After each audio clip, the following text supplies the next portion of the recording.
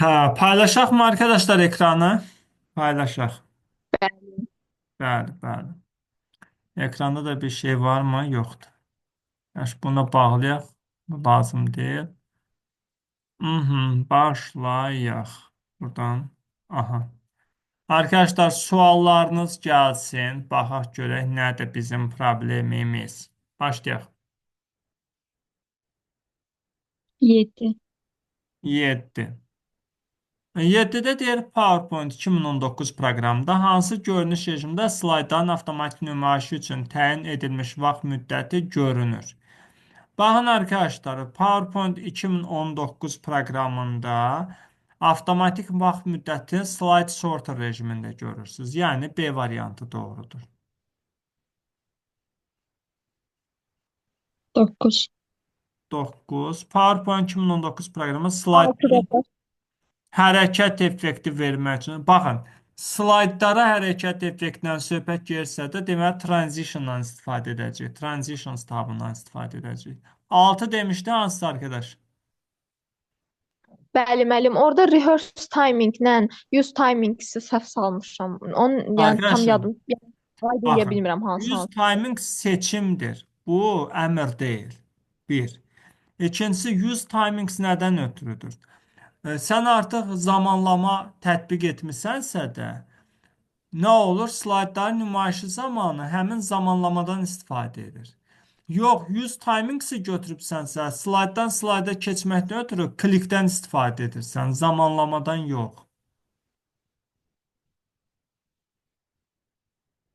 Sonra 14. 14 baxaq. Obyektlərə hərəkət, baxın. Obyektə hərəkət, yəni bir şəkilə, mətnə, cədvələ hərəkət effekti artıq onu nə ilə verir? Animationsdan, animations. Sonra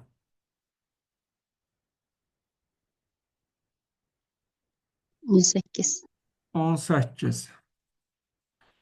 Aşağıdakı şəklə əsasən duration nə üçün istifadə edir? Arkadaşım, duration nədir? Müddət, düzdür? Animasiyanın icra olunma müddətidir. Deməli, obyektin animasiya vaxtını təyin edir, deyə bilərik. Yəni, A variantı doğrudur. Sonra, Bəli. 20. 19-a bir dənə baxın. Orada advanced slide var deyə C variantı olur elə. arkadaşım, məsələ buradadır ki, bu təkcə o tərəfinə baxmaq, yəni bir dənə bu da bəs edirsən, amma baxırsan sound, duration verilir. Delay verilməyibdir. Move earlier, move later verilməyib. 18 ilə 19-un şəkilləri eyni vaxtda görə bilirsən. Bax, Bəli, bəli. 18-də gördüyüm bu hissə animations tabına aiddir. Bu birisi aşağıda 19-da gördüyüm bu hissə nəyə aiddir? Transitions'a aiddir. Animation'da nə var? Start var. On click, with previous, after previous kimi seçimlər var. Duration hər ikisinə var. Ona görə o həll edici deyil. Sonra animations'da nə var? Delay var. Gecikdirmə, animasiya gecikə bilər. Amma nədir? Transition'da o yoxdur. Transition'da əvəzinə apply to all var. Hamısına tətbiq edir. Sonra animasiyanın birini o birisindən əvvələ gətirə bilirsiniz. Move earlier, move later. Transition'da amma birindən o birisinə keçid on mouse kliklə eləyə bilərsiniz. Yaxud da after qoyub zaman verə bilərsiniz. Məsələn, 5 saniyədən sonra bu slaytdan o bir slayda keç. Yəni çox sayda arqument var ki, bilinir ki 19-da verilən transition aiddir, 18-də verilən isə nəyə aiddir? Animation aiddir. Bu arada bu D variantıdır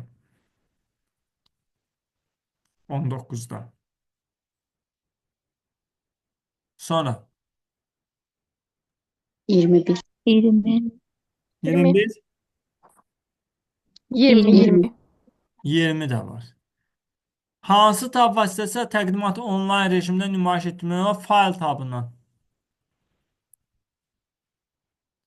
Çünki belə deyim, internet üzərindən nümayiş share-la yerinə yetirilən bir şeydir. O da fayl tabının imkanıdır.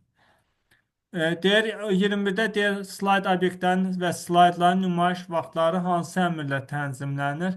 Rehearse timings ilə. Rehearse timings E variantı.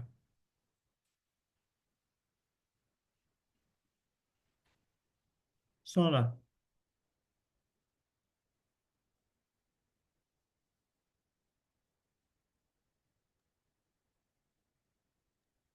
24. 24. PowerPoint 2019 proqramında slaytlara verilmiş nümayiş vaxtları hansı görünüş rejimində əks olunur? Arkadaşlar, slaytlara verilmiş görünüş vaxtları slide sorter rejimində əks olunur. Bu bayaq da var idi bu sual. Keçək o birisinə. Keçək. 10. 10. Yox, keçək derdim, yəni bəli. Aha. Neçə baxaq? 11. 4. 4. Bax 4-dən nədir? Aynur getdi orada kotlet çörək yeyirdi. Ona görə gecikib. Şəkildə verilmiş əmrin təyinatı nədir? Bu nədir arkadaşım? Deməli, setup slide show əmridir. Düzdürmü? Bəli. Deməli, setup slide show nədir? Təqdimatın nümayişi, bu əmr slaytda səsin yazılması yox, cari slaydımızı gizlər yox, təqdimatın nümayişi avtomatik yox, onu bu tərəfdən baxın. Aslan pəncərədə slaydlarımızın nümayişini istədiyimiz ardıcılıqla yox, müəyyən diapazon slaydların nümayişi, bax bu B ola bilər. Çünki setup slide show'da interval var. From to birinci slaydda məsələn 5-ci slayda qədər falan nümayiş etdirmək var. Müəyyən intervaldakıları nümayiş etdirmək imkanı var. Sonra 10-dan 11. 10-dan 11 baxaq. PowerPoint 2019 proqramında Animation Pane düyməsi klikləndə aşağıdakı kimi bir pəncərə açılır. Pəncərəyə əsasən aşağıdakı əməliyyatlar ardıcılı icra edilərsə, obyektin animasiya hansı ardıcılıqlı olar? Bir obyektini seçdin, move later. Later nə deməkdir? Sonra. Sonraya.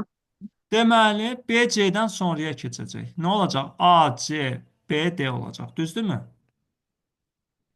Sonra deyir, Bəli, D-ni bəli. seç, move earlier elə. D ucu yuxarı qalxacaqdır. A, C, B, D idi. Olacaq A, C, D, B. Sonra deyir, A-nı seç. A seçilir və animation tamı move later. Onda nə olacaqdır? C, A, D, B olacaq. Düzdür? Nə oldu B variantı? 11.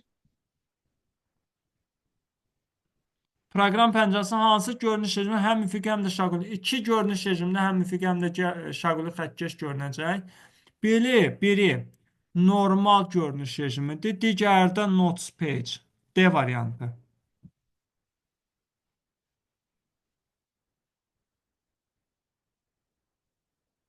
Sonra 15. 15. PowerPoint 2019 proqramında hansı görünüş rejimində gizlədilmiş slaydların nömrələri üzərindən çarpaz xətt çəkilir? Arkadaşım, o normalda bir də slide sorterdə belə bir şey olur. A variantı. Ya kompüteriniz varsa da işlədin. Görürsünüzmü? Belə deyim də, göz önündə olan rahat suallarda sizdə nədir? Problem yaranırsa da deməli kompüter işlətməyiniz lazımdır. Sonra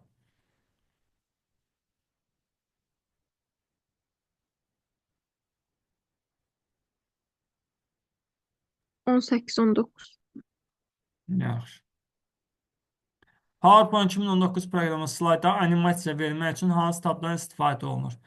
Slayda animasiya verməkdən ötürü transition, slaydlara animasiya, demir obyekt animasiya. Obyekt animasiya olsa animations'da, amma slayda animasiya deyirsə transitions'da. Sonra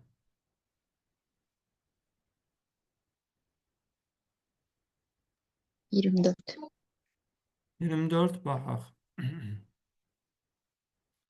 PowerPoint 2019 proqramında slayd obyekti animasiya effekti verilmişdir. Bu animasiyanın başlaması üçün aşağıdakı hansı seçilə bilər? Deməli, very slow animasiyanın başlaması üçün deyil. Bu sadəcə animasiyanın nə edir? İcra olunma müddətidir. On klik animasiyanın başlama şərtidir. Start. With previous animasiyanın başlama şərti. After previous nədir? Animasiyanın başlama şərtidir. Yəni 2, 4 və 6 animasiyanın başlama şərtidir. B variantı doğrudur.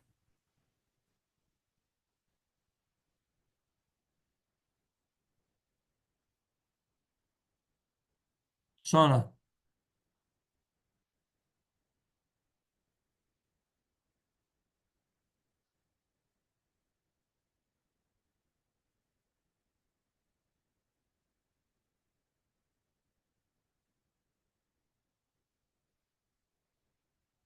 sualınız yoxdur elə? Yaxşı.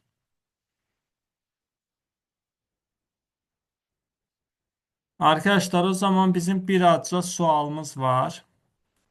Bunun üzərində işləyəcəyik ardıcılıqla. Aynurdan başlayacağıq, sonra Gültac, sonra İradə xanım, sonra Müjgan, sonra Rüsalə xanım, ən axırda anacım.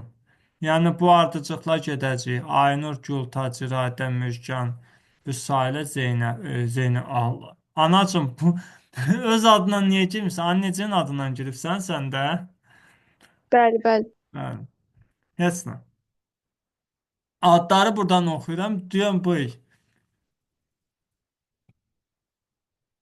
Hə. Başlayaq. Nə başlayaq? Kimdən başlayaq? Aynurdan. Aynur birinci sualı oxu, cavab ver. Təqdimat necə başa düşülür? Slaydın nümayişi. Şükür sən ilahi düzdür. İkinci Gültac. Elektron təqdimat proqramında neçə görünüş elmi var? Ee, Hı. 5 idi də. 5'dir, bəli, 5'dir. İradə xanım. Təqdimat hazırlamaq üçün istifadə olunan proqram PowerPoint B variantı. Bu doğrudur. Dördüncü PowerPoint Müjgan gör. xanım düşmüşdü. Fayl adının genişlənməsi, PPT, PPXT, Yox. D variantı. PPT, PPS. Ümumiyyətlə PPT, PowerPoint deməli təqdimatlarıdır. Yəni presentationlardır. Bir də var PPS, onlar nümayiş faylı gedir. Yəni onlar nə gedir? PowerPoint demonstrationlar gedirlər. Onlar birbaşa olaraq slaydların nümayişini verir. Yəni PowerPoint-da birinci açılır fayl, siz F5 basırsınız ki, nümayiş olunur. Amma PPS fayllarda elə bil öz-özünə F5 basılmış olur. Birbaşa icraya başlayır. Beşinci sırada kim idi? PowerPoint nə üçündür? Aha, de. Yəni, PowerPoint nə üçündür? Təqdimatlarla iş avariya. Təqdimatlarla iş üçündür. Bəli, doğrudur. Növbəti anacım.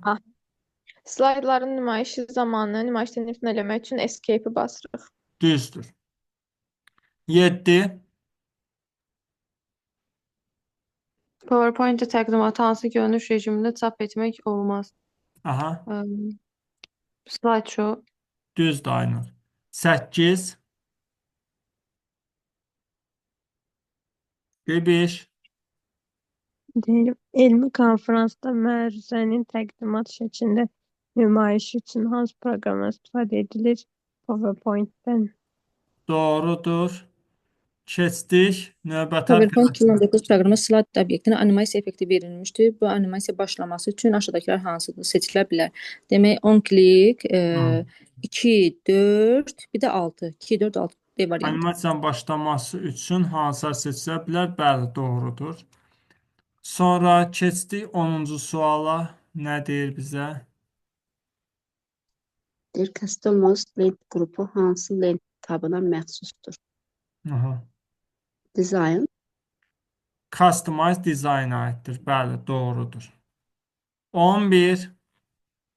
Təqdimatda slaydların nömrələnməsi əmri hansı tabda yerləşir? Insert D variantı. Bu doğrudur. 12.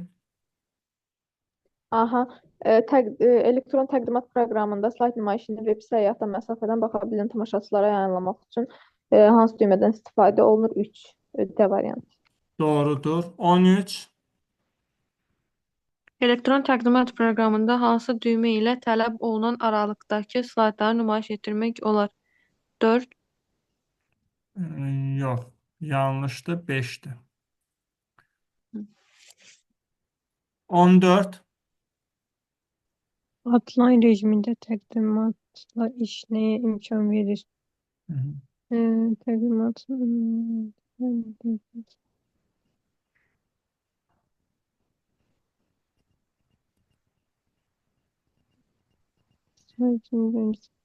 slayda yeni mətn əlavə et.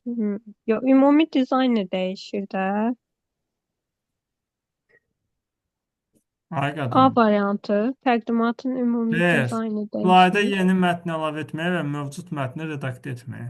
Outline rejimində bu sol tərəfdə başlanğıc görmürsən, burada başlanğıc yazılıb, burada da slaydın üstünə başlanğıc yazılıb. Mətn. Orada mətni redaktə eləyəndə burada da. Bu başlıqlarla işləmək üçün o adi mətn deyil. Əslində qalsa baxmayaraq ki, Dimin sualı həm də təsəvvür et qəbul sualdır. Amma çox bir tərəfli yanaşıbdır. Sonra 15. Bir dəqiqə müəllim. Slayda diaqram əlavə etmə imkanı hansı tabda? Insert. Düzdür. 16. Bir də müəllim, səhv cavab olanda özünü cavablandırmayın da, həmişə kimi bizə deyin. Bu da proqramdır. Olanda nəzəriyyə hərə bir şey deyəcək. Ona görə yaxşısı xətrinizə eləyəcəm. Yaxşı, neçə bu 16-ya? Pəncərənin sol kənarında yerləşən Apply panelinin ekranda görünməsi hansı görünüş rejimində həyata keçirilir? On-plan view, Pəncərənin sol kənarı outline panelin ekranda görünməsi hansı görünüş rejimində olacaqdır? Təbii ki, doğrudur. Struktur rejimində. Aha. 17. PowerPoint 2017-19 PowerPoint Hə, mən idim. Vüsalə xanımda düzdür. Anacığım 18 səndədir. PowerPoint proqramında təqdimatların təqdim edilmə rejimləri proqramın hansı tabında yerləşir? View C variantı görünüş Düzdür, rejimində. düzdür. İndi anacığım sən gəl 18-ə. təqdimatın əsasını slayd təşkil edir. Düzdür. 19. PowerPoint 2019 proqramında slayd obyektlərinə animasiya obyektləri verilmişdir. Bu animasiyadan başlanması üçün aşağıdakı hansılar seçilə bilər? 4, 6, 2, 4, 6. Bəyək o. Düzdür. 20. Sənədin baxış rejiminə aid olmayan müəyyən edin. Deməli, baxış rejiminə aid deyil.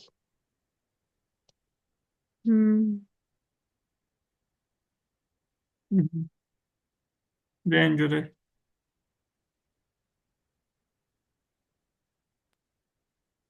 Not Custom deyil. Nədir? Not deyil. Slaydsdır. Deyir, sənədin baxış B rejiminə variantıdır. B. olmayanı müəyyən edin. Hansı B. variant götürsən? B. Custom slides götürsüz. Mən elə Təbii ki, götürürəm. custom slides baxış rejimi deyil. Çünki hər slaytdan dedim. tənzimlənməsidir zaten. Görünüş rejimi deyil. 21. Məndədir. Bəli. Təqdimat proqramı barədə hansı fikir doğru deyil? Hı-hı. B variantı müəllim. Slaydı seçilmiş obyektləri ayrıca çap etmək olar yazılıb, amma olmaz. Bəli. Bəli, doğrudur.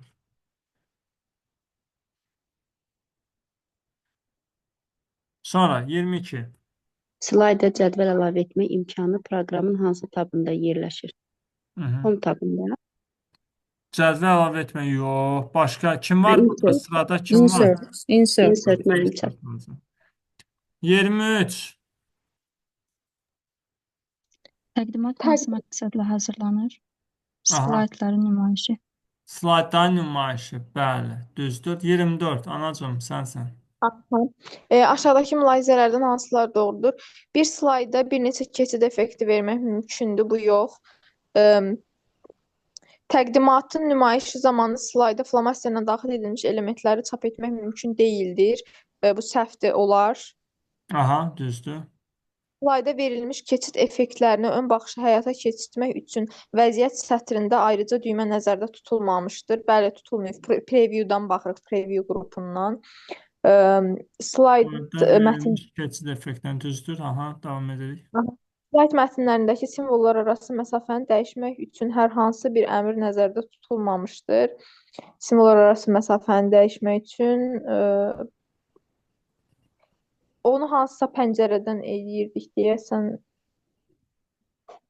Təqdimata yeni slaydı Home lent tabının vasitəsilə Home lentindən əlavə etmək mümkündür. Home-dan da olar, Insert-dan da olar.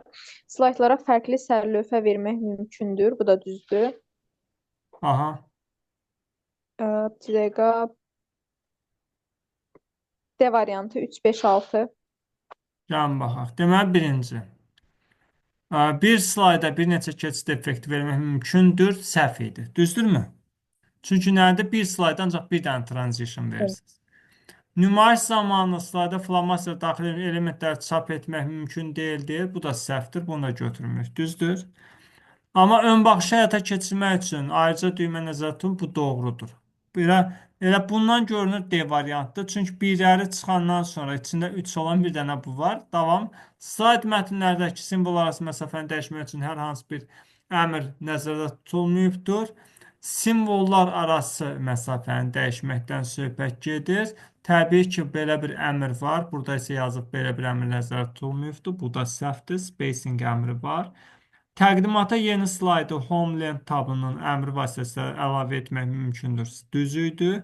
Fərqli sərlövhə vermək düz idi. Hər şey tam olaraq düzdür anacığım. 25. Təzədən başlayır. Yeni Aynur. Slayda hansı obyekt əlavə edildikdə Jimbo'nun istifadəçi interfeysində tərtibat alət tabı yaranmır. Aha. 1-3. Deməli belə. Dizayn yaranmır deyir. Arkadaşım, bir dənə sən söz deyim. Deyim müəllim. Word art. Hə, de. Bir dənə Word Art'da yaranmır. Bir də Egotition düsturda o ikisində yaranmır. Deməli belə. Word Art'da yaranmır.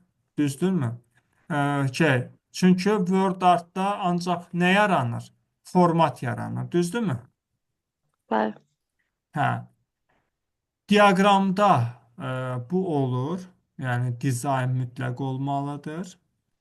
Ondan sonra Smart Art'larda dizaynımızda olmalıdır, formatımızda olmalıdır. 2019'da bir də Equation'da yaranmır. Halbuki əvvəllər yaranırdı. Dizayn yaranırdı, indi yaranmır. Heç nə. Bu doğru cavabı idi. 26'ya baxırıq. Elektron təqdimat proqramında hansı net qruplarından slaydlara obyektlər əlavə etmək olar? Aha. Deməli, obyektlər əlavə etmək olur. Hayda. Bu yazmasında charts var. Yalandı. Sonra Deyim Yalandı. müəllim. Deyim müəllim. Deyin. Bir dənə tekstdə yaranmır. Bir dənə etmək yaranmır? olar. Yox, əlavə etmək olar. Mən o birisi tekst. Hə, tekst, bir link, sonra illustration, bir də media. Arkadaşlar bir dənə söz deyim. Gültaç, bilsən problem nədir? Chart aləti var. Amma charts qrupu yoxdur. Charts qrupu Excel-dədir. Sparklines da Excel-dadır. Yəni 3 ilə 5 konkret Excel-in qruplarıdır. Sonra PowerPoint-da header and footer adına ayrıca qrup yoxdur.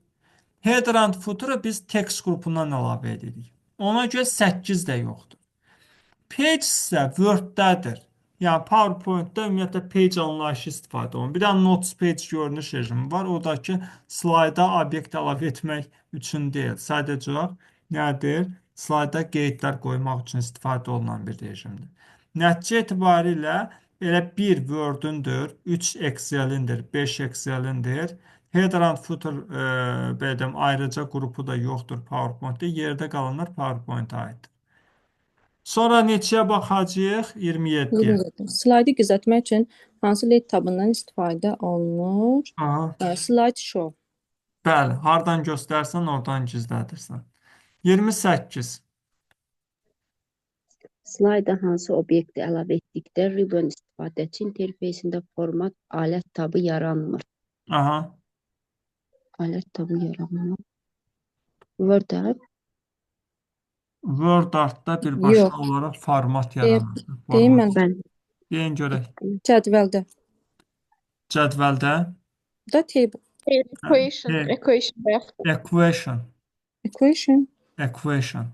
Table'da formatla, layoutla dizayn olmalıdır. Bir də məsələmiz burada. Bir dənə deyəm. Equation'da elə equation kimi açılmış olur. Yeni lent tabı yaranmış olur. Smart Art formatsız keçinə bilməz. Word Art formatsız keçinə bilməz. Chart formatsız keçinə bilməz. Table'ı da normalda Word olsaydı, table'da dizaynla layout yaranasıdır.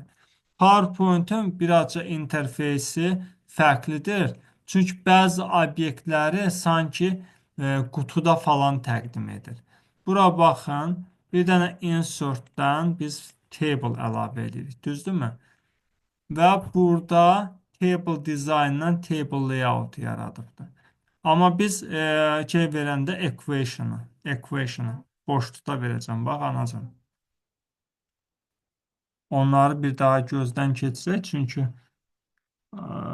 çox mənasız suallar olsa da qarşımıza çıxır belə şeylər.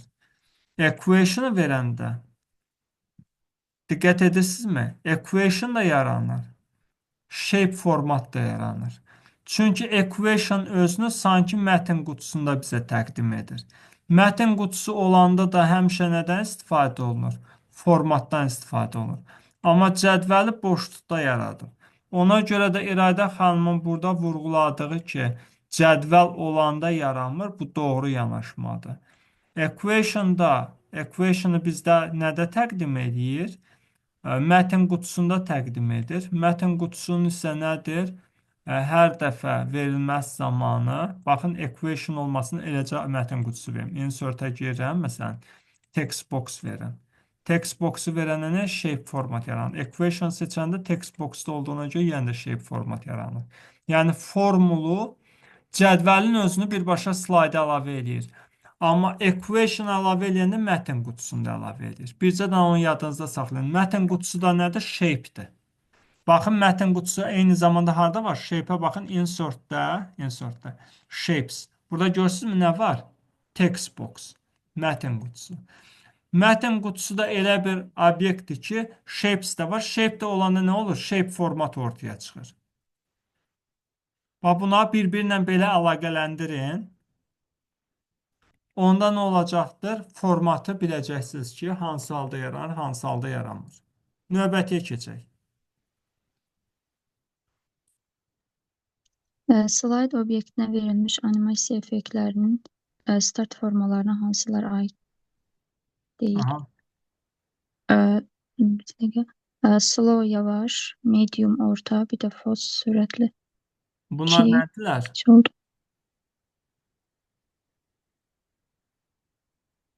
Bir, dört, altı, beş. B variantı.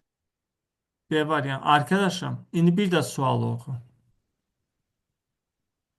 Slide obyektinə verilmiş animasiya effektlərinin start formalarına hansılar aid deyil? Aha. 1-i götürdün, 5-i, bir də 6-nı elə. Yox.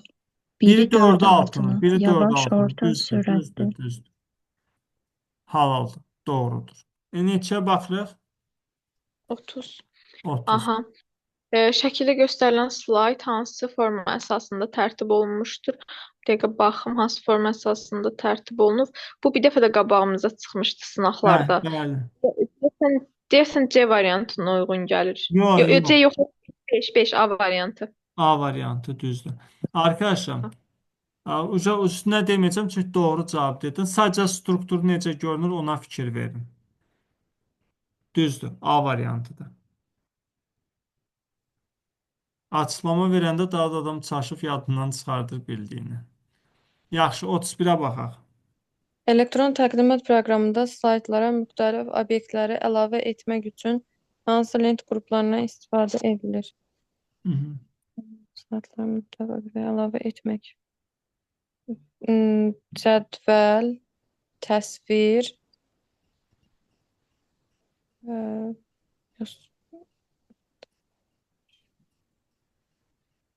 cədvəl, təsvir, 3, 5, yox. 1, 3, 4.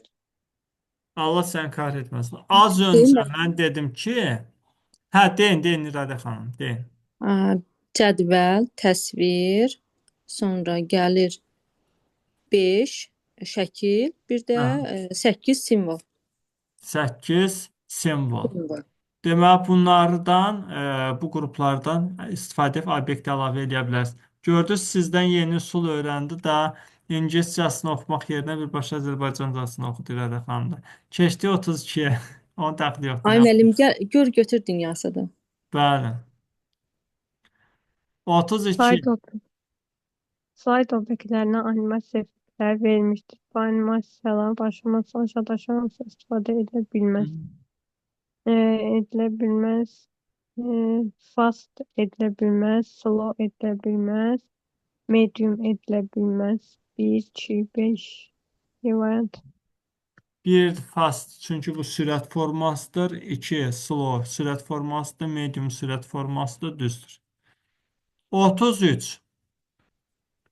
Təqdimat proqramı barədə hansı fikir doğrudur? Hı -hı. Təqdimatın hər hansı slaydına müxtəlif sərlövhələr yerləşdirmək olar. C variantı. Təqdimatın hər hansı slaydına müxtəlif Müxtəlif sərlövhələr, sərlövhələr hər bir yerləşdirmək olar. slayda, hər bir slaydına müxtəlif Hə. sərlövhələr, bəli, yerləşdirmək olar. Sonra Elektron təqdimat proqramında hansı əmrlə müəyyən intervaldakı slaytları nümayiş etdirmək üçün sazlamaq olar? aha, Sazlamaq setup slideshow. düzdür. 35. Buyurun. Doğru mülahizələri müəyyən edin. Bir slayda bir neçə keçid effekti vermək mümkündür. Təqdimatın nümayişi zamanı slayda Doğruları oxu da. olma stili daxil edilir. Bir saniyə. Yaxşı. Ancaq doğruları oxu. Başlayaq. Slayda verilmiş keçid effektlərini ön baxışı həyata keçirmək üçün vəziyyət sətrində ayrıca düymə nəzərdə tutulmamışdır. Aha, bunu Üç. götürdük. Bir dəqiqə. Təqdimatı yeni slayda home lent tabın əmri vasitəsilə vermək olar. Bu da düzdür. Düzdür. Slaytlara fərqli sərlövhə vermək mümkündür. Bu da düzdür. Bu da düzdür. Düzdür. İndi doğruları oldu. Müəllim, burada deyir sizə o bir dənə yuxarıdakı 35-ci Buyur. suala qayıda bilərik. Burada deyirik, slayd mətnlərindəki simvollar arası məsafəni dəyişmək üçün hər hansı bir əmr yoxdur. Bu da dedikdə səhvdir. Siz də bayaq dediniz ki, spacing var. Bəs o hardadır? Bir Paraqrafdadır, dəqiqə. yox hardadır? Qadanam, bax bura bax. Character spacing budur. Very tight, tight, normal, loose, very loose, more spacing. Bu Home-da font qrupunda, bəli, anladım. Home-da font qrupundadır. Zaten simvollar deyirsə də font qrupundan söhbət gedir, anacığım. Aha, başa düşdüm, çox sağ olun. Buyur. Aha. 36 PowerPoint faylının genişlənməsi PPTX-A variantı. Düzdür, 37. 37. Bakın. Ha, PowerPoint elementi değil. Aha. Ayda bilirdim. Formula. B. Formula var, bəli. Çünki formula bar Excel-ə aiddir. Bəli. 38. Aşağıdaşlardan hansı təqdimat proqramı pəncərəsinin interfeysinə aid deyil? Aha. Deməli, yenə formula var. Düzdür. 39. Elektron təqdimat proqramında slayd obyektinə verilmiş animasiyanı ləğv etmək üçün aşağıda verilənlərin hansını istifadə etmək lazımdır? Hı -hı.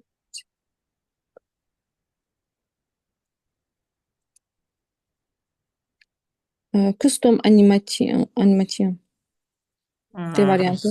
Təqdimat obyektinə. Hə, bu biraz köhnə sualdır. Animation Pane-dən istifadə edirik. O vaxt Custom Animation deyilən bir əmr var idi. Animation Pane ilə açılırdı. Ona görə D variantı düzdür. Zaman keçdikcə hər şey dəyişiblər, amma suallar hamısını dəyişə bilməmişəm də. 40. Elektron təqdimat proqramında hansı əmrlə müəyyən intervaldakı slaydları nümayiş etdirmək olur? Setup show, Bəli? setup show, C Bəli, variantı. bunu əzbərlədim. 41-ə baxaq. Şəkildə təsvir olunan vəziyyətdə mouse'un sol düyməsini buraxsaq, slide 3 və slide 4 yerlərini dəyişəcəkdir. C Düzdür. variantı. Düzdür, halal olsun. 42. Aha, bir dəqiqə. Şəkildə təsvir olunan vəziyyətdə mouse'un sol düyməsini buraxsaq aşağıdakı variantlardan hansı alınar? Deməli, bir dəqiqə. A variantı. Yox anacığım, yox. Sən 2 ilə burada 4, nə baş verir? Bir dənə orada baş verən olayı mənə təsvir elə. 2 ilə 4 yerlərini Xeyr. dəyişdirmirlər. 2-ni götürüb 4-ün altına qoyur.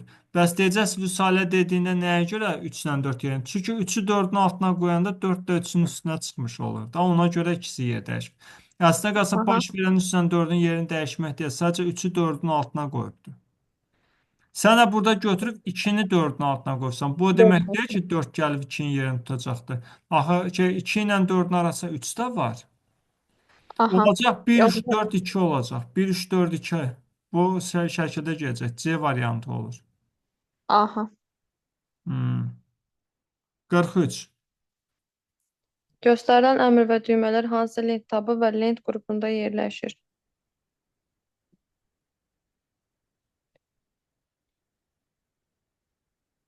Dizayn mövzular. Xeyr, home slides. Görmürsən, yazıb new slide, layout, reset, section. Bunların hamısı home-da slides qrupuna aiddirlər. Yaxşı, növbəti 44. Slide təqdimatı yeni slaydın əlavə edilməsi üçün istifadə edilən new slide düyməsi hansı lent tab və lent qrupunda yerləşir? Bir home'da, bir insertdə var. Home'dadır, burada da cavab A variantı. Yeni slaydın əlavə edilməsi üçün new slide düyməsi hansı lent tabı və lent. Home-da slides qrupunda bəli, tam olaraq doğrudur 45. Slaydları gizlətmək üçün hansı tabdan istifadə etmək lazımdır? Slide show A variantı. Bəli. 46. Hansı fikir doğru deyil?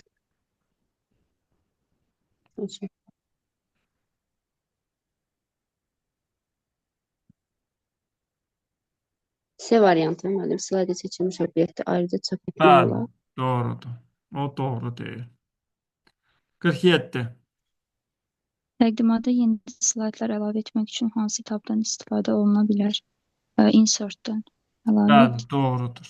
48. Anacığım son nöqtəni qoy. Slayda tətbiq edilə bilən keçid effektlərinin kateqoriyalarını müəyyən edin. Kateqoriyaları deyir. Bir dəqiqə. Keçid effektlərin kateqoriyaları. Çıxardaraq tapmalıyıq. Subtle, impassive. Deyən. Elədə xanım. Deyim müəllim 2, 7, 8. Ay arkadaşım. Hı. Özdə keçən dərs bunu xüsusi vurğuladım ki, indi bilmirəm videonu təzədən izlədinizmi? Çünki mən dərsi izah edərkən çoxunuz yuxulu olursunuz deyə sonra nə olur? Problem olur.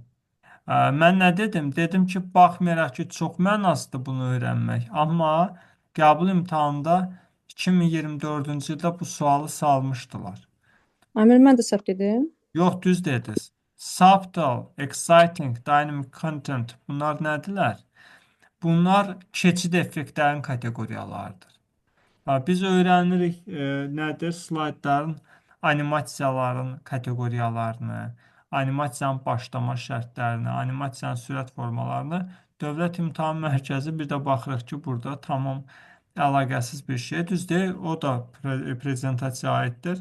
Transition effektlər, amma onları kateqoriyaya bölmək birazca və onu yadda saxlamaq çox mənasız bir şeydir. İndi kateqoriya bölmək olar ki, axtarıb tapanda rahat olsun.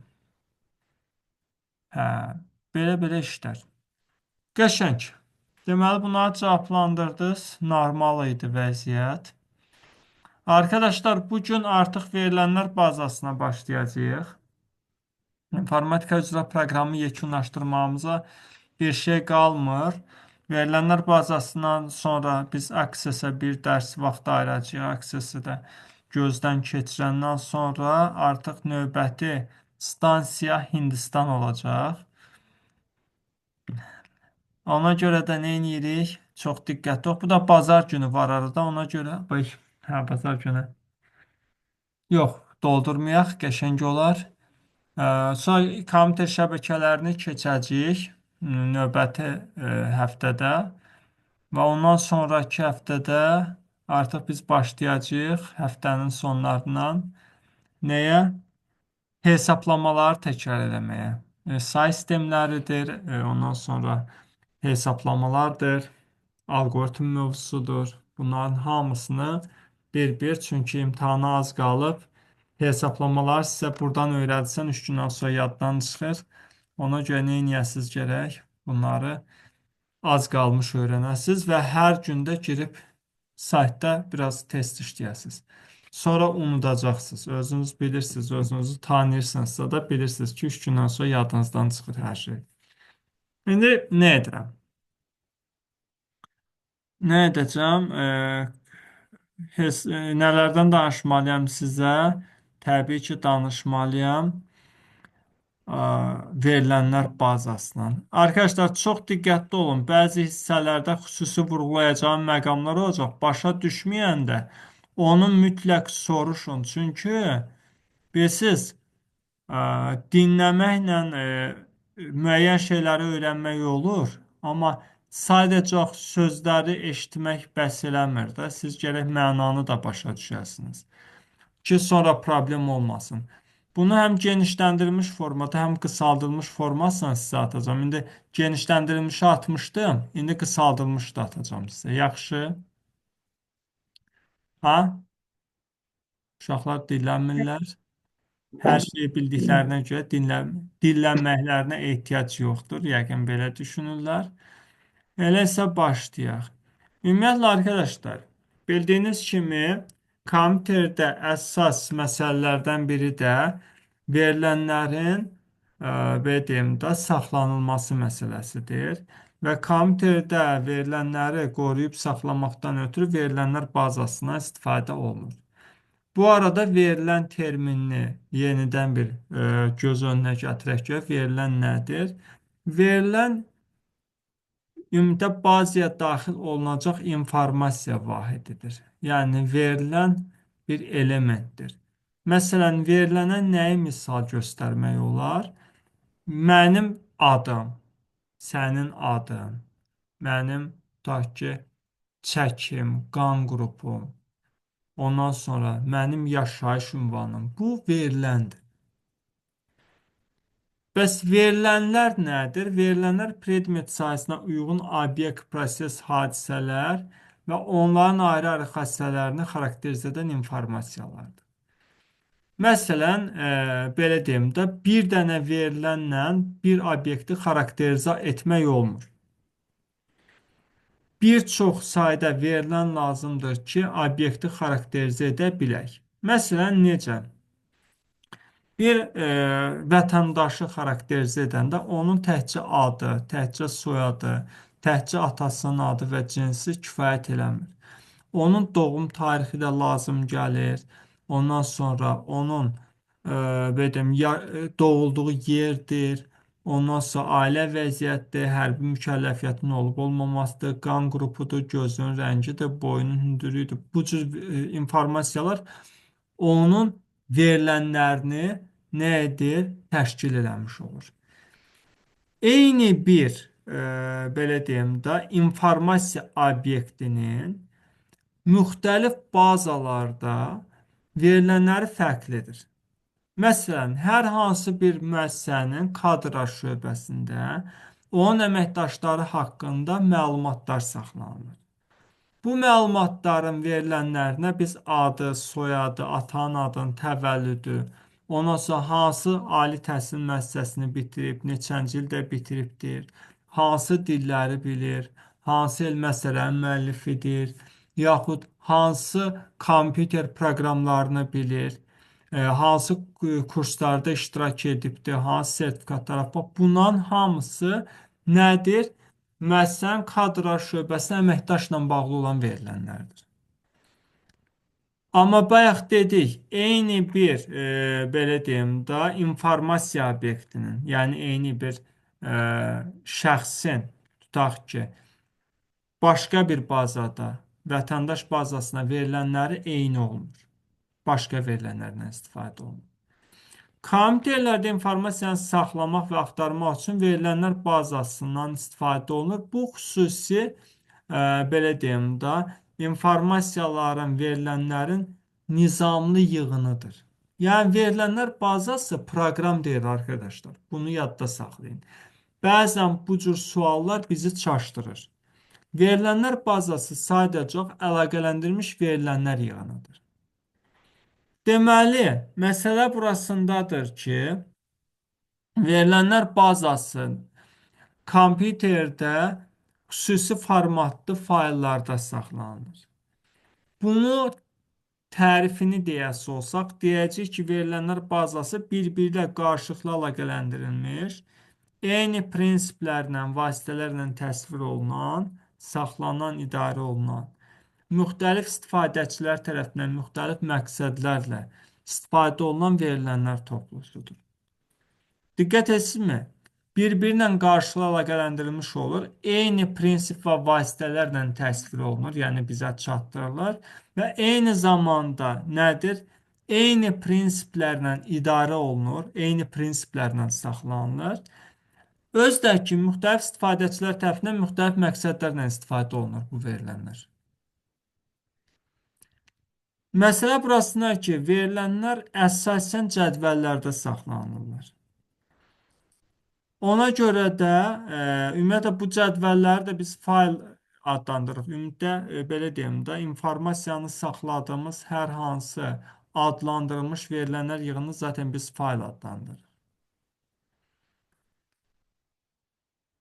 Məsələn, verilənlər bazalarının içərisində indi birazdan deyəcək, verilənlər bazasının bir neçə modeli var. Şəbəkə modeli var, iyerarxik modeli var, ondan sonra relyasiya modeli var və biləcəksiniz ki, bu cədvəl əslində qalsa relyasiya modeli verilənlər bazasına verilənlərin saxlanıldığı modeldir.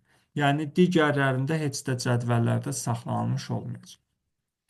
Verilənlərin modeli nədir? Verilənlərin modeli onların hansı qaydalarda strukturlaşmasını təyin edir. Əksər deməli verilənlərin modelində ya bu ya da başqa bir kateqoriyaya aid edilir. Və bu kateqoriyalar əvvəlcədən müəyyənləşdirilir. Və kateqoriyalardan onlar arasında əlaqəyə də sxem deyirik. Deməli, verilənlər müəyyən kateqoriyalarda cəmləşdirilir. Kateqoriyaları əvvəlcədən müəyyənləşdiririk. Kateqoriyalarla onlar arasında əlaqələri də bir yerdə sxema adlandırırıq. Sonra da deyirik ki, strukturu konkret sxema uyğun gələn verilənlər yığınına verilənlər bazası deyilir. Bu arada, burada dediklərimi xüsusən yadınızda saxlayın. Ondan sonra dərsliyi oxuyarkən bir yerə qeyd edin. Niyə? Çünki gələn dərsimizdə sual-cavab olacaq da. Sual-cavablar bilirsiniz ki, haralardan soruşa bilərəm. Arkadaşlar, verilənlərin müxtəlif modelləri var. Biraz əvvəl vurğulamışdım. Və məsələ burasındadır ki, verilənlərin modelini yaranma qaydaları və əməliyyatlar çoxluğu vasitəsilə təyin edirlər. Yaranma qaydaları verilənlər modelinin statik xassələrini, statik xassələrini əhatə edir və verilənlərin təsviri dili ilə təyin olunur. Buna DDL deyirlər. Ondan sonra bir də var əməliyyatlar çoxluda verilənlər modelinin dinamik xassələrini əhatə edir. Bu da verilənlərlə əməliyyat dili vasitəsilə əlaqələndirilir. Buna da DML deyirlər. Bunlar sizdən ötürü vacib deyil. Yəni bu hissəni ə, ümumiyyətlə bilməyinizə ehtiyac yoxdur. Verilənlərin struktur modelləşdirilməsində klassik modellərdən bir də onların əsasında yaradılmış müasir modellərdən istifadə oluna bilər.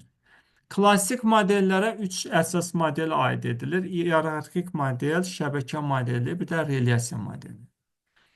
Bundan əlavə, indi son dövrlərdə obyekt yönlü modeldən, post-relyasiya modelindən də istifadə olunur. Biz xüsusən burada, məsələn, sizin qarşılaşacağınız imtahanda post-relyasiya modelinin heç adını çəkməyəcəyik, amma obyekt yönlü modelinin adını ən azından çəkirik və ona xüsusi şərh verəcəyik ki, digərlərindən fərqləndirək.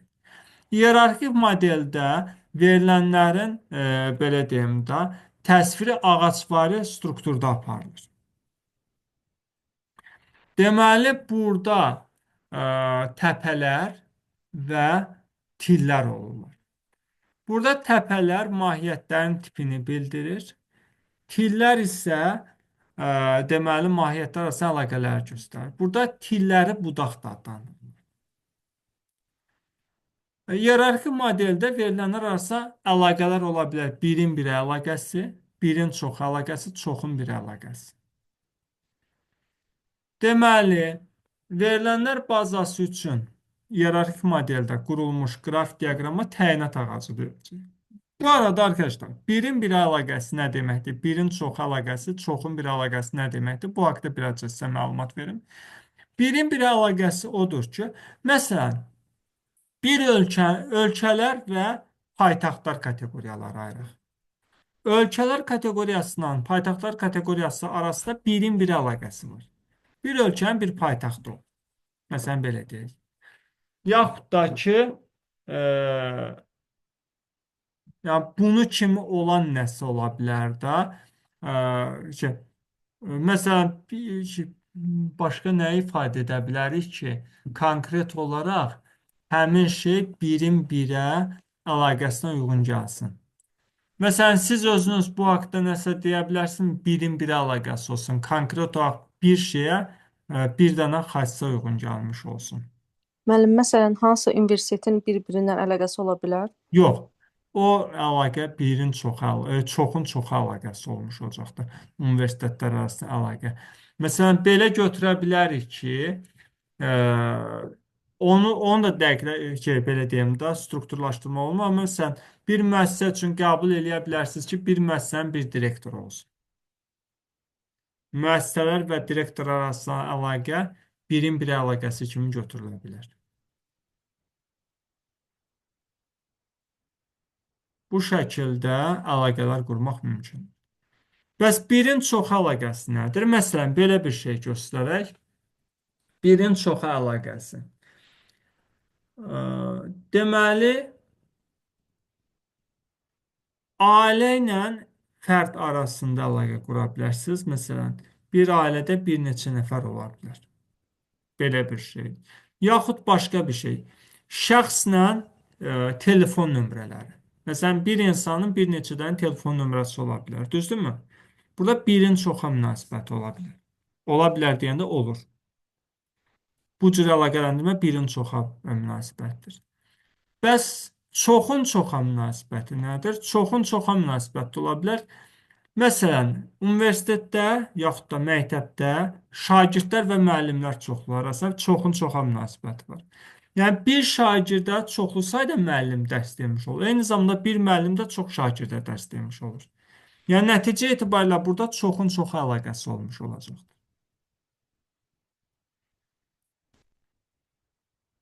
Əlaqənin növünü biraz şərh elədiksə də keçək digər modelə. Digər model şəbəkə modelidir. Şəbəkə modelləri iyerarxik modelə bənzəyir, amma burada iyerarxik modeldən fərqli olaraq həmçinin çoxun çoxa münasibət tapar. İyerarxikdə nə idi? Birin birə, birin çoxa, çoxun birə münasibəti. Şəbəkə modelində isə nədir? Birin birə, birin çoxa, çoxun birə və çoxun çoxa münasibəti var. Deməli belə. Ən belə deyim də, geniş yayılmış kompüterlərdə istifadə olunan model relyasiya modelidir. Relyasiya modelinin yaranması Edgar kodunun adı ilə bağlıdır. 70-ci illərdə təklif olunub və bu modelin əsasını nisbət riyazi anlayışı təşkil edir. Nisbət iki ölçülü cədvəldir. Və fərdi kompüterlər üçün olan verilənlər bazası idarə etmə sistemlərinin əksəriyyətində relyasiya modelindən istifadə olunur.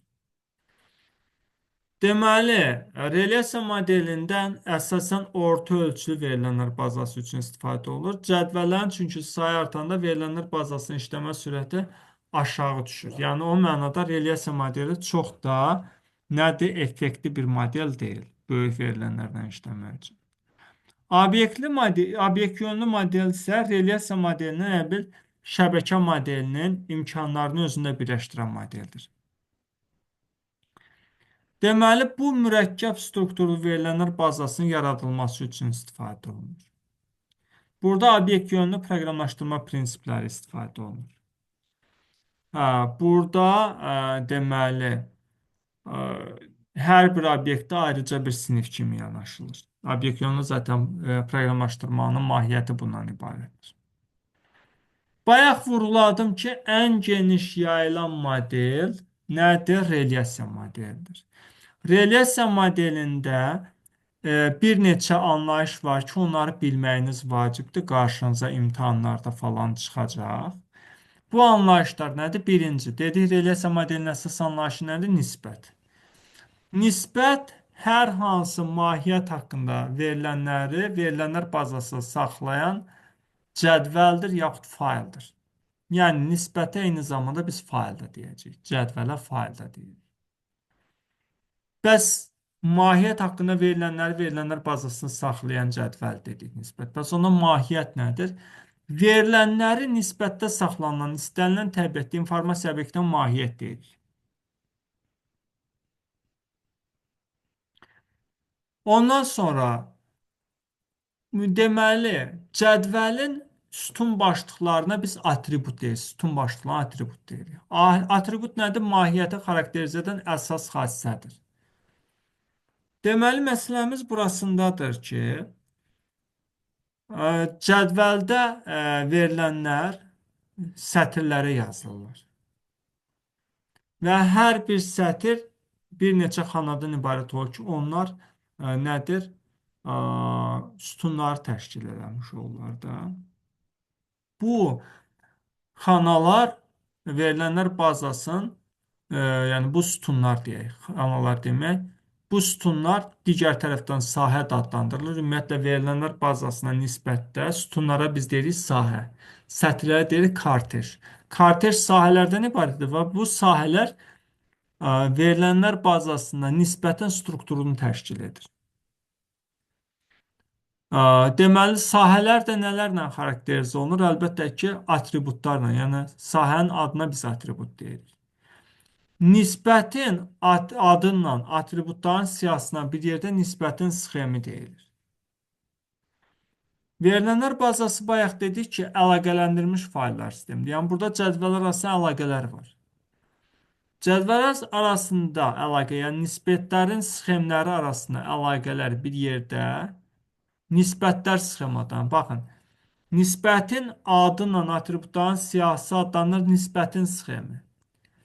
Nisbətlərin, yəni bir verilənlər bazasından çoxlu sayda cədvəl ola bilər. Bunların sxemləri və onlar arasında əlaqələri isə nisbətlər sxemi deyilir. Arkadaşlar, cədvəlin sütununun qiymətlər çoxlanan domen deyilir. Bəzi hallarda sadə olsun deyə biz elə cədvəlin sütununa, sahə dediyimiz şeyə domen deyəcəyik. Və məsələ burasındadır ki, cədvəldə kortejlər deməli, bir-birlərindən ən azı bir sahənin qiymətinə görə fərqlənməlidir. Ümumiyyətlə, yazılar bir-birlərindən fərqli olmalıdır. Verilənlər bazasının əsas prinsiplərindən biri nədir? təkrarlanan verilənlər olmaması. Çünki verilənlər bazasının yaradılmasının əsas prinsipi verilənlərin təkrarlanmasının qarşısını almaqdır. Yəni ə, eyni verilənləri dəfələrlə saxlamağın qarşısını almaqdır. Ona görə də kortejləri nədir? Bir-birlərindən fərqləndirməkdən ötürü bir və ya bir neçə atributdan ibarət sahə ayrılır. Bu sahəyə açar sahə deyirik. Açar sahə nədir? Məsələn, bir atributda açar deyim. Şəxsiyyət vəsiqəmizin fin kodu. Azərbaycan əhalisi 10 milyon 260 min idi, nəysə belə bir yoxsa 400 10 milyon 400 neçə min belə əhalimizin sayını açıqlamışdılar. Bu boyda əhalimiz var. 2 nəfərin şəxsiyyət vəsiqəsinin fin kodu eyni deyil. Beləliklə fin kod nədir? Bir atributdan ibarət olan açardır. Amma fin kod olmasaydı, bizi bir-birimizdən fərqləndirməkdən ötürü ad, soyad, ata adı, hətta nə də lazım olasıydı, doğum tarixi və ya digər bir parametr. Niyə? Bəzən elə olur ki, 2 nəfərin adı da, soyadı da, atasının adı da üst-üstə düşür. Doğum tarixlərinin üst-üstə düşmə ehtimalı daha aşağı olacaq. Onda nə olur? Deməli, bu 4 dənə sahəni ad, soyad, ata adı və doğum tarixi, bu 4 sahədən ibarət olan açar düzəldəndə buna nə deyəcəyik? Buna tərkibli açar deyəcəyik. Yəni, bu halda açar nə olur? Bir neçə atributdan ibarət olur. Nisbətin kortejinə birbaşa müraciət etməkdən ötürü açardan istifadə edilir. Deməli, açar dedik nədir? Nisbətin kortejlərini, yəni yazıları bir mənalı təyin edən atributdur. Bundan başqa verilənlər bazasında biz xarici açar anlayışından da istifadə edirik. Xarici açar nədir? Nisbətlər arası əlaqə yaratmaq üçün istifadə olunan açardır. Ümumiyyətlə, verilənlər bazasında əsas məqsəd verilənlərin tamlığının təmin olunmasıdır. Və verilənlərin tamlığını təmin etmək üçün xarici açarlara istinad tamlığı adlı nə qoyulur? Məhdudiyyət qoyulur. Bu da o deməkdir ki, xarici açarın hər bir qiyməti üçün əlaqələndirilən nisbətdə müvafiq kortejlər olmalıdır. Məsələ də budur ki, xarici açar məsələn nə ola bilər? Necə əlaqələndirmə aparırsınız burada? Məsələn, tutaq ki, bir vətəndaşın, bir şəxsin bir neçə dənə telefon nömrəsi var və burada həmin telefon nömrəsini şəxsin adının qarşısına məsələn cədvəl yaradıb orada bir sütuna bir neçə dənə telefon nömrəsi yazmaq olmaz. Bu verilənlər bazasının atomarlığını, yəni atributların atomarlığını pozur. Yəni bir sahədə ancaq bir verilən saxlanılmalıdır. Bu prinsipi pozar. Amma məsələ də burasındadır ki, eyni bir telefon nömrəsi, eyni bir yox, bir şəxsin 5 dənə telefon nömrəsi varsa da, əgər bir cədvəldə 5 dəfə həmin telefon nömrəsi yazılıbdırsa da, həmin telefon nömrəsinə görə onun sahibinin adını, soyadı, atasının adını tapmaq tələb olunursa da, bu ona gətirib çıxardır ki, 5 dənə sənin telefon nömrən varsa, sənin adın, soyadın, ata adın və digər verilənlərin həmin cədvələ 5 dəfə daxil olmalıdır. Bu isə verilənlərin dəfələrlə təkrar gətirib çıxardır. Ona görə də nə edirlər? Verilənlər bazasında çoxlu sayda bir-birinə əlaqəli cədvəl yaradırlar. Məsələn, bir cədvəldə sizin şəxsiyyət vəsiqənizin fin kodu və onun qarşısında sizin adınız, soyadınız təkrarlanmayan verilənləriniz yazılırsa, başqa bir cədvəldə də sizin fin kodunuzun qarşısına telefon nömrəsi yazılır. 5 dəfə fin kodunuz yazıldı, 5 dəfə telefon nömrəniz yazıldı. Deməli, ikinci cədvəldə olan fin kod nə olmuş olacaqdır? Deməli, xarici açar rolunu oynamış olacaqdır. Çünki niyə? Sizin telefon nömrənizi sizin adınızla əlaqələndirməkdən ötürü məhz o açardan istifadə olunacaq. Bax, belə bir şeydir bu. Xarici açar elə bir şeydir.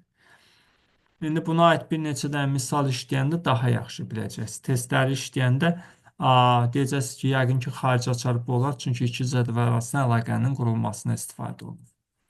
Ümumiyyətlə arkadaşlar, hər cədvəldə nisbət hesab olunur. Ümumiyyətlə cədvəlin nisbət olunmasına ötürü bəzi tələblər qoyulur. Məsələn, eyni qiymətli əsas açara malik iki sətr ola bilməz.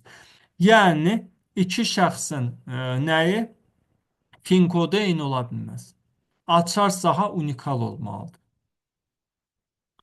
Təkrarlanan adına sütunlar ola bilməz. Məsələn, yazdıq tutaq ki, vətəndaşın soyadı, adı, atasının adı yazılan yerə təzədən ad yaza bilməzsiniz. Çünki niyə? Bəs bunlardan hansı bunun adda, hansı atasının adı onu seçməkdən ötürü nə olmalıdır? Hər sütunun özünə məxsus adı olmalıdır.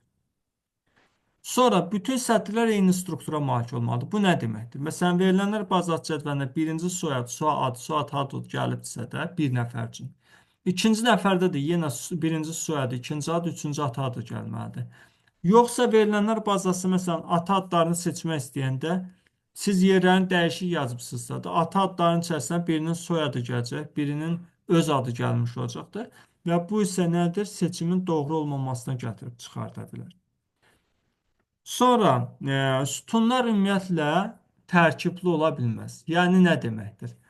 Tutaq ki, biz tərkibli sütun əslində qalsa istifadə edirik. Universitetdə məktəb jurnallarında cədvəldə yazırıq. Soyadı, ad, ata adı hamısını bir nəyə yazırıq? Sahəyə yazırıq. Amma verilənlər bazasından soyadı ayrı saxlanmalıdır, ad ayrı saxlanmalıdır, ata adı ayrı saxlanmalıdır. Yəni tərkibli açar qrup ki, 3 dənə, məsələn 4 dənə, 5 dənə tərkib hissəyə bölə bilməzsiniz. Sonra verilənlərin ardıcıllığı istənilən, daha doğrusu sətirlərin ardıcılığı istənilən qaydada ola bilər nisbətdə. Nə üçün sətirlərin ardıcılığı? Baxın, sütunların ardıcılığı istənilən qaydada ola bilməz, amma sətirlərin ardıcılığı istənilən qaydada ola bilər. Səbəb də nədir? Verilənlər bazası əsas məsələlərdən biri verilənlərin məsələn çeşidlənməsi məsələsidir. Bəlkə ada görə düzmək istəyirsiniz, bəlkə soyada, bəlkə ata adına görə, bəlkə təvəllüdə görə bunu düzmək istəyirsinizsə də, təbii ki, bu zaman nə olacaqdır? Məsələn, birinci, ikinci, üçüncü nəfərlərin yerləri müxtəlif vəziyyətlərdə müxtəlif cür dəyişmiş olacaqdır.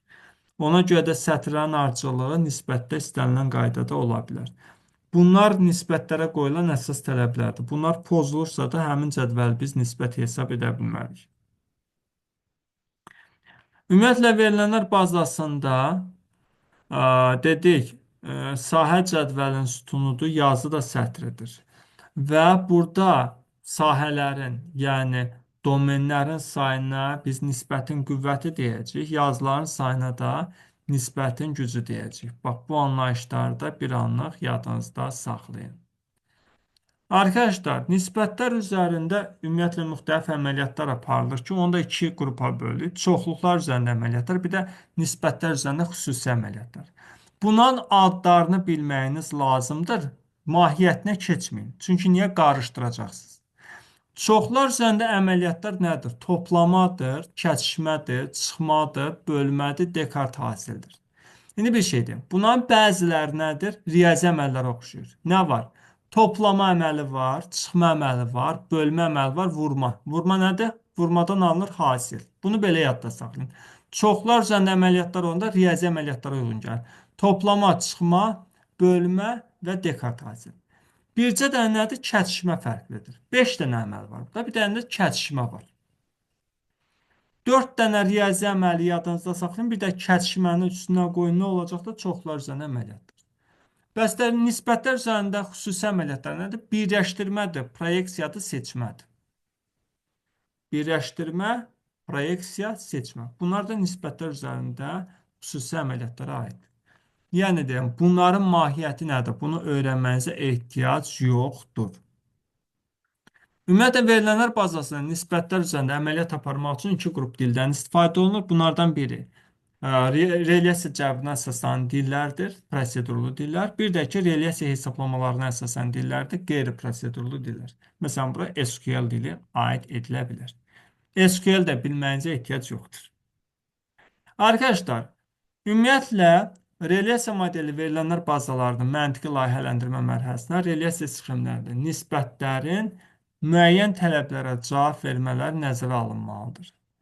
Necə? Relyasiya sxeminə daxil edən nisbətlərin sayı, nisbətlərdəki atributların təkrarlanması minimum olmalıdır.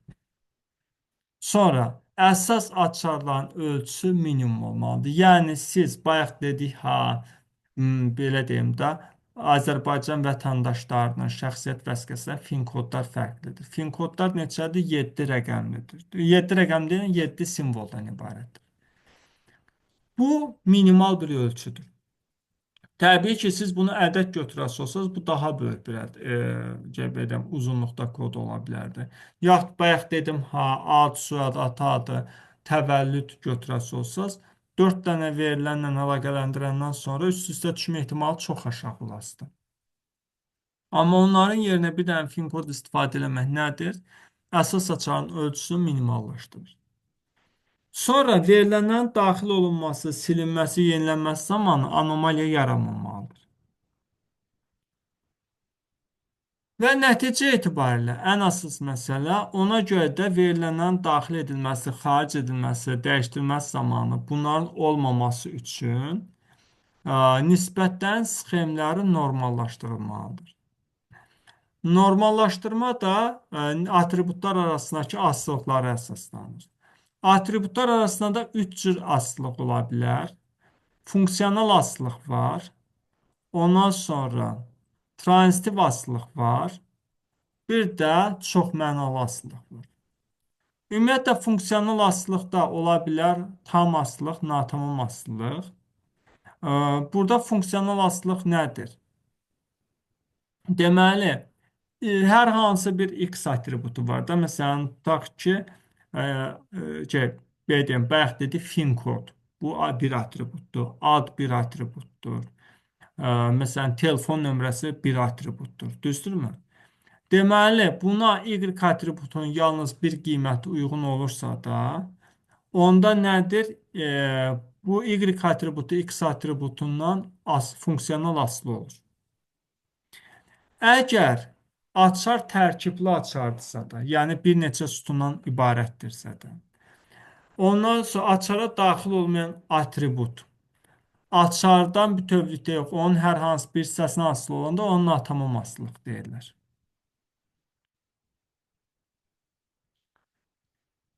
İndi bir məsələ var. Əgər 3 atribut varsa da, x, y, z, y atributu x-dan asılıdırsa da, z atributu da y-dan asılıdırsa da, o zaman z atributu x atributdan tranzitiv asılı olur. Sonra, əgər hər hansı nisbətdə x atributunun hər bir qiymətinə y atributunun bir neçə qiyməti uyğun gəlirsə də, onda y atributu x-dan çoxmənalı asılı olur. Çoxmənalı asılılıqda necədir? Birin çoxa, çoxun birə, bir də çoxun çoxa. Bu 3 dənə tipə deyirik çoxmənalı asılılıqlar. Dedik ki, arkadaşlar, nisbətlər üzərində anomaliyalar baş verməsin deyə nisbətlər üzərində nə aparılır? Normallaşdırma. Normallaşdırmanın 3 forması var. Birinci, ikinci, üçüncü, dördüncü, beşinci normal formalar. Allaha çox şükür ki, indiyən qədər magistratura qəbul imtahanlarının birinci mərhələsində, yəni siz zaten birinci mərhələni verirsiniz, o 2019-a qədər var idi ikinci mərhələ. Nə yoxdur? Nisbətlərin üzərində bu cür nisbətlərin normal formalarla bağlı sual düşməyib. İnşallah inan sual da düşməz, amma oxumaq istəsiniz oxuyun. Yəni ona etirazım yoxdur. Oxumaq yaxşı bir şeydir. Sonra arkadaşlar, verilənlər bazalarının birazca da təsnifi haqqında yüngülvari deyək. Verilənlər bazaların fayllarla işləməkdən ötürü ümumiyyətlə istifadə olunur xüsusi proqram vasitələrinə. Buna deyirlər verilənlər bazası idarə etmə sistemi. Deməli, verilənlər bazasının idarə etmə sistemlərinin özləri də verilənlər bazaların modellərinə uyğun olaraq 4 cür ola bilər. Yəni, bayaq dediyim 4 cür. Hiyerarxik, şəbəkə, relyasiya və obyekt yönlü ola bilərlər. Məsələ burasındadır ki, indiki dövrdə istifadə olunan verilənlər bazası idarəetmə sistemlərinin əksəriyyəti relyasiya modeli əsaslanır. Relyasyon verilənlər bazası idarəetmə sistemləri deməli öz verilənlər bazasının tutumuna, istifadəçilər sayına görə də bölünür bir neçə qrupa. 4 qrupa bölünür. Yüksək səviyyəli verilənlər bazası idarəetmə sistemləri, orta səviyyəli, aşağı və stolüstü verilənlər bazası idarəetmə sistemləri. Yüksək, orta, aşağı, bir də stolüstü. Yüksək səviyyəli relyasiya modeli verilənlər bazası idarəetmə sistemi az qala terabaytlara çatan nəhəng tutumlu verilənlər bazalarını idarə etməyə imkan verir. Məsələn, Oracle, AWS, SQL Server. Orta ölçülər bir neçə gigabayta qədər olan informasiyanı emal etməyə imkan verirlər. Aşağı səviyyəlilər 1 gigabayt tutumlu verilənlər bazasının idarə olunmasına imkan verir. Əsasən də 100-ə qədər istifadəçi bundan istifadə edə bilirlər. Bir də var stolüstü verilənlər bazası idarə etmə sistemləri. Bunlar bir istifadəçi üçün nəzərdə tutulmuşdular. Və deməli burada əsasən bundan istifadə edə bilərsiniz nə? Verilənlər bazası serverinə bir növ klient kimi qoşulmaq üçün. Arkadaşlar,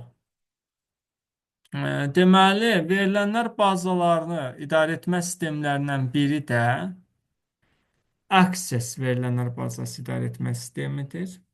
Təbii ki, bugünkü dərsimiz Access proqramı olmayacaqdır. Bunun haqqında birazca məlumat verəcəm. Obyektlərini sizə çatdırmaq üçün testlər işləyəndə problem olmasın deyə. Access gələn dərsimizin mövzusudur. Access verilənlər bazası idarə etmə sisteminin əsas obyektlərinə aiddir cədvəllər, sorğular, formalar, hesabatlar, makroslar, bir də modullar. Cədvəl bayaq dedik nisbətdir, verilənlər bazasının ən əsas obyektidir və verilənlər cədvəldə saxlanılır. Sorğu nədir? Verilənlər bazasında verilənlərin nizamlanması, seçilməsi, dəyişdirilməsi, emal olunması üçün sorğulardan istifadə olunur. Deməli, sorğuların seçim, çarpaz, birləşmə və parametrli növlərinin Access proqramında istifadə olunur. Forma verilənlərin bazaya daxil edilməsi və onlara baxış üçün istifadə olunan xüsusi obyektlərdir. Hesabatlar verilənlərin çapa hazırlanması üçün istifadə olunur. Makroslar tez-tez istifadə olunan əməliyyatlar ardıcıllığını nədir? Bir makro komandada qruplaşdırıb, məsələn, bir klaviş kombinasiyasını mənimsətmək üçün istifadə olunan obyektlərdir. Modullar isə vizual proqramlaşdırma dilində yaradılmış proqram prosedurlardır və mürəkkəb proqram əməliyyatlarını yerinə yetirmək üçün istifadə olunur. Bundan sonra Access-ın belə deyim də nəyindən istifadə edəcəksiniz? Access-in bəzi xarakteristikalarını bilməniz lazım olacaq ki, məsələn, Access-də cədvəlin adı, məsələn, atributun uzunluğu 64 simvoldan çox ola bilməz. Cədvəldə ən çox 255 dənə sütun ola bilər, sahə sayı 255. Ondan sonra bir sahənin xüsusiyyətinin qiymətdə 255-ə qədər simvol istifadə edə bilərsən.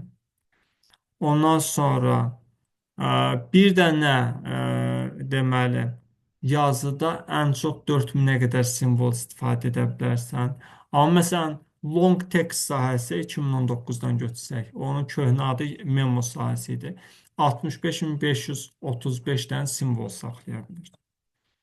Ondan sonra Access-də bir dənə bazada ən çox 2048 dənə cədvəl yarada bilərsən.